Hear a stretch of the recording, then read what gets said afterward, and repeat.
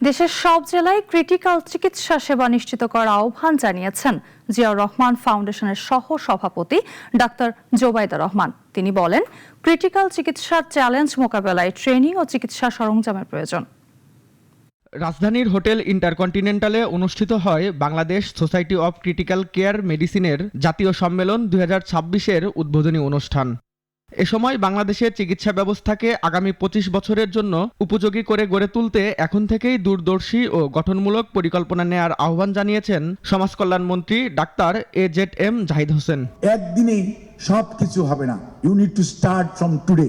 তাহলেই মনে রাখবেন, আগামী 10, 15, 20 বছর পরে এদেশের মানুষের সুস্বাস্থ্য নিশ্চিত করার জন্য আমাদের একটা স্লোগান ছিল 2001 থেকে 6, সবাই আজকে ভুলে গেছে, আস্থাশীল স্বাস্থ্য ব্যবস্থা।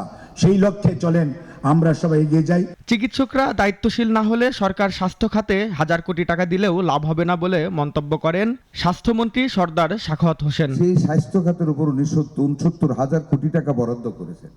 যত টাকাই বরাদ্দ করুক না কেন, জাহিদ সাহেব কিন্তু বলে গেছেন মাননীয় সমাজ কল্যাণ মন্ত্রী, until and unless you will not realise your accountability, যতক্ষণ না পর্যন্ত আপনারা ডাক্তাররা আপনাদের এথিক্সটাকে আল্লাহর পরে রোগীর কাছে আপনাদের সুন্দর ব্যবহারকে আপনারা সঠিকভাবে দায়িত্ব পালনে নিহিত না করবেন, ততক্ষণ পর্যন্ত হাজার হাজার লক্ষ কোটি টাকা খরচ করেও আমাদের এই বিশাল জনগোষ্ঠীর কোনো উপকারে আমরা আসতে পারবো না। অনুষ্ঠানে প্রধান অতিথির বক্তব্যে ডাক্তার জোবাইদা রহমান বলেন, দেশে ক্রিটিক্যাল কেয়ার বা নিবিড় পরিচর্যা সেবার সংকট রয়েছে।